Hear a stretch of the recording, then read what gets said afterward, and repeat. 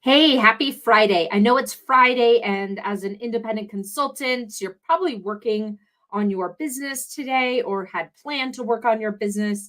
And so that's why I wanted to take this opportunity to point something out to you.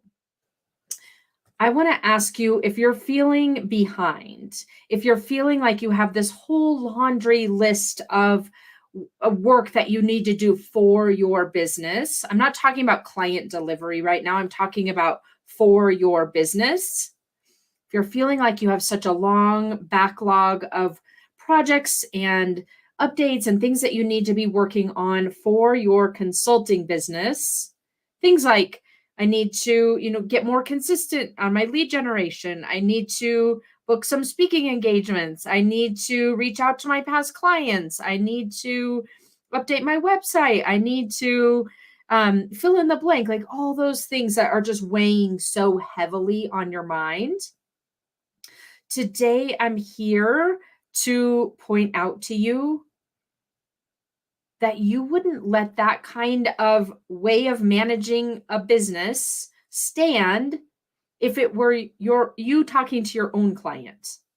So what I mean by that is if you were working with the COO of an organization and they kind of had this whole laundry list and felt directionless in some ways, not knowing how to parse it down or tackle it, and feeling like they had a lot of time or didn't have enough time to handle it all, you would help them to create a plan, narrow down their focus, create some constraints, and figure out how to define very high value initiatives that would move their business unit forward. Now, today, let's do the same thing for you. It's like that. I talk about this all the time. The cobbler has children. The cobbler's children have no shoes, right? This happens for almost every independent consultant. We know exactly how to help other people run their businesses, how to streamline processes, how to create repeatable processes, how to help them increase their revenue, how to add new service offerings, all the things that we help our consulting clients with. Then all of a sudden we have amnesia when it comes to our own business.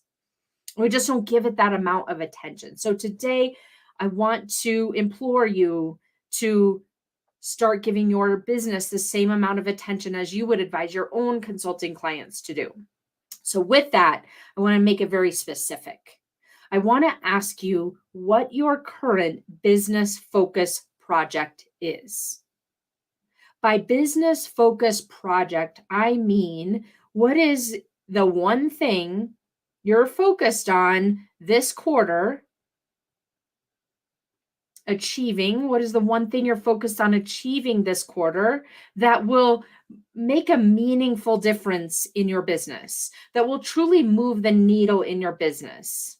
So, for example, what's that one lever that you know in your business, if you just really put some laser focus in on it and treated it like a project versus a task on your to-do list that keeps getting pushed forward, what would that be? Is it that you need to have a focus around increasing the value of your pipeline? Maybe your pipeline right now is like 50K pipeline. And really to reach your business goals, it needs to be a $500,000 pipeline because your close rate is 50%. So you're going to make 250 from that. Or maybe you need a $2 million pipeline to close $1 million.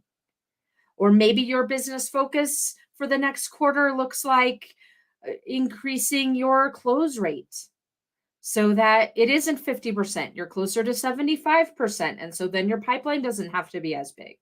What is the one thing in your business that will move the needle forward for you, that will really truly make a difference in the results you're seeing in your business? Whether it's the amount of money you're making, whether it's the amount of income you're making, whether it's the type of clients that you're working with and the fulfillment that you get from those, shifting that, or perhaps it's on the delivery side, making what you do more repeatable.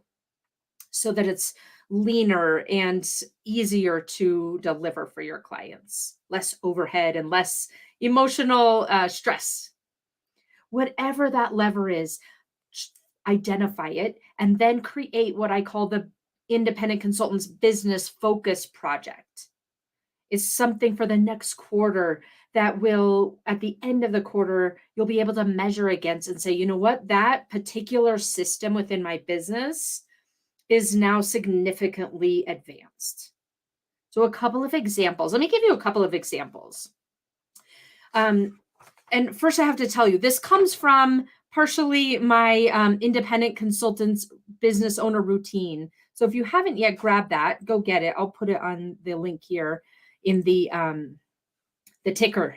Ticker's so fun. Yeah, go get this. It's incredibly helpful. And on the last page or so, or no, the second page, there's an entire anatomy of what a business focus project should contain. So it lays it all out for you here. So with that being said, let me give you a couple of examples. A lot of time as I'm working with independent consultants, they give me this laundry list of things that they're needing to work on or think they need to work on. And I oftentimes hear, I need to update my website. As we start, I pause because think about that. I need to update my website. Why? Why do you need to update your website? There's one of two things that needs to happen here. Either it's true that you need to update your website and you can turn that into your business focus project for the quarter, but you're going to want to make it so much more quantifiable. Why do you need to update your website? Is it because you want to generate 5 new leads per month from the website? That would be a very specific business reason, a justified business reason to potentially take on a website update. If, on the other hand, you want to update your website because it's just on your list and you feel like you should, but you don't actually have a very good or any business reason, then maybe instead of that being the business focus project, you say, you know what, I'm going to hire someone and all we're going to do is refresh it.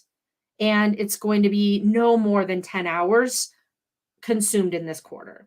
This is not a focus project because I don't have a very specific result that I'm wanting. It's really that I want to not feel embarrassed by my website anymore, but I don't have a specific business justification. So you would downgrade that and just put it on a task list and give it its proper amount of assignments in terms of the amount of time you're going to spend on it and money, right? So that's a really good example of how to focus how to craft a business focus project where it really earns its spot in your quarterly, that really a quarterly spotlight of this is the one thing that I'm focused in order to make a significant, measurable, impactful difference in my business. And everything else is in a lot of ways noise. Of course, you have your run maintain things. And this guide, go download it, gives you all of that run maintain. You've got some run maintain. You've got to keep the hygiene going in your business. But this business focus project is something that will truly move the needle for you. So be sure to figure out what your business focus project is and allocate the time and resources that you need against it to make that difference in your business. And I would love to help you do that. I just changed the ticker. So I am hosting a quarterly workshop on September 30th. And in that quarterly workshop, I'm going to walk you through step by step of setting up your entire plan for Q4 so that you start the quarter with a solid plan. You know that exactly the outcomes you're committed to driving in Q4. You know exactly all of the activities that roll up into that plan. You know what your contingencies are. You know what your possible obstacles are, your challenges. We have plans and strategies to overcome those. And you can make a meaningful difference in your business feel so much more in control, so much more clear, so much more constrained, and be able to enjoy the holidays and be able to have that momentum when you go into next year. So go register for that workshop. It's at melissalieberman.com/quarterly-workshop. So make sure I'll put that back up here again for you. There we go. melissalieberman.com/quarterly-workshop. In the meantime, you can go download this routine so that it starts giving you a little bit of insight into a piece, some portion of what we're going to be doing in that workshop. So this routine is at melissalieberman.com/routine. And I know for sure this is going to give you a shortcut for you, both by way of the routine as well as with your quarterly plan. So hopefully you get those two in process, and I will see you again next week. Take care.